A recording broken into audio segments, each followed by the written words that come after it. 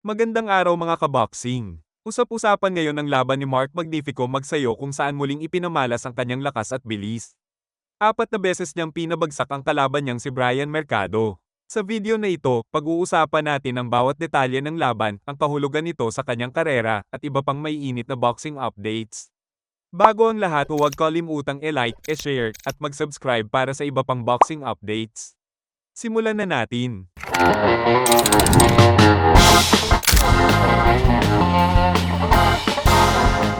Hindi maitatanggi na si Mark Magsayo ay namamayagpag sa larangan ng boxing dahil sa kanyang lakas at abilidad. Sa unang round pa lang, pinakita na niya ang kanyang kakayahan sa paghanap ng butas sa depensa ng kalaban.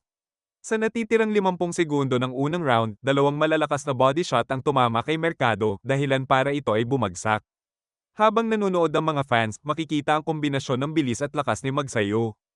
Ang mga body shots ay hindi lamang malakas kundi matalino ring itinarget sa tamang bahagi na nagdulot ng matinding epekto kay Mercado. Sa pagtatapos ng unang round, halatang nahihirapan na si Mercado sa pag-recover. Pagpasok ng second round, mas naging agresibo si Magsayo. Kitang-kita na hindi pa rin naka-recover si Mercado mula sa mga unang tama. Sa round na ito, 2 beses pang bumagsak si Mercado at napansin ng referee na hindi na nito kayang ipagpatuloy ang laban.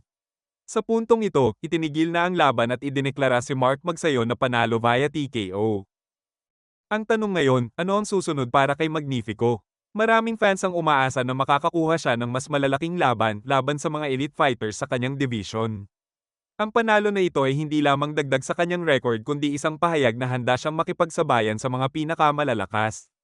Pero ano ang mga potensyal na laban para sa kanya? Una, posibleng makalaban niya ang mga pangalan tulad nina Leo Santa Cruz o rematch kay Brandon Figueroa na dating tumalo sa kanya. Pareho silang kilalang fighters na magbibigay kay Magsayo ng pagkakataong mapatunayang siya ay kabilang sa mga pinakamahusay. Pangalawa, maaaring targetan ni Magsayo ang mga world titles. Ang tagumpay sa laban na ito ay posibleng magdala sa kanya ng title eliminator o diretsahang laban para sa championship.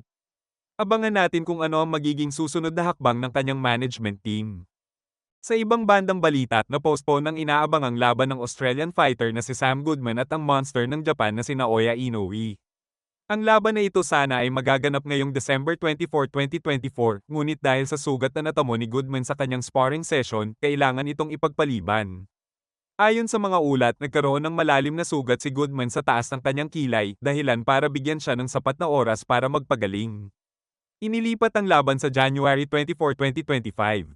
Na siguradong magiging isa sa mga highlight ng susunod na taon. Ang paghaharap na ito ay isa sa mga inaabangan dahil parehong mahusay ang mga boksingero at parehong undefeated. Si Inoue, na kilala bilang isang knockout artist, ay siguradong magdadala ng explosive performance. Samantalang si Goodman ay may kakayahan ding mag-adjust sa iba't ibang estilo ng laban. Sino kaya ang mananaig sa kanilang pagtutuos?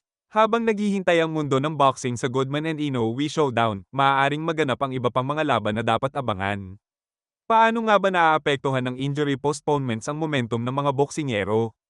Kabang-abang ang labanan ng Goodman-Inoue fight kung saan ang pagkaantala ay magbibigay ng mas magandang kondisyon para sa parehong boksingero. Ano ang masasabi niyo sa panalo ni Mark Magsayo? Sa tingin niyo, sino ang susunod niyang makakalaban? At excited na rin ba kayo para sa Goodman vs Inoue fight? E-comment nyo ang inyong opinyon sa ibaba at huwag kalimutang i-like, i-share, at mag-subscribe para sa iba pang boxing updates. Salamat sa panonood at kita-kits sa susunod na video.